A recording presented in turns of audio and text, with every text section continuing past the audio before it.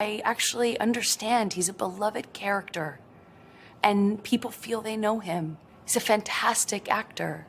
Amber Heard slammed the jury as well as people on social media for getting charmed by Johnny Depp. In her most recent interview, Heard accused the jury of some serious issues, targeting their credibility and impartiality for favoring her ex-husband in the very controversial defamation case. Worst of all, she even suggested that Depp won because of his acting and after successfully gaining pity from the people. However, fans weren't very happy with her allegations. The full video of her interview also became private after the onslaught of negative comments came in. And by the looks of it, Amber just shot herself in the foot because of her false and groundless comments. So, what did Amber say that upset the public, and how did the jury react to her accusations? Let's find out. It's no surprise that Johnny Depp supporters are fuming after Amber claimed that Johnny won the case because of his acting. You can't blame them since the accusation came from someone who obviously tried to gain sympathy by sobbing every time she took the witness stand. In his eyes, and I don't see him anymore. I don't see him anymore. It wasn't him. It was black.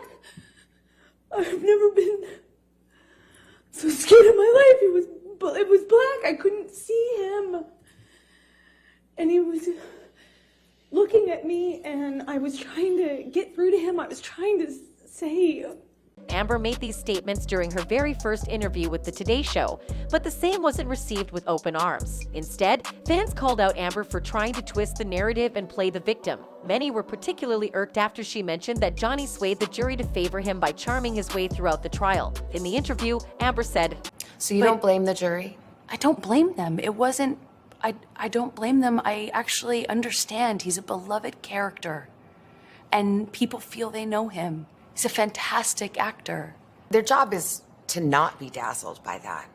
Their job is to look at the facts and the evidence. And they did not believe your testimony or your evidence.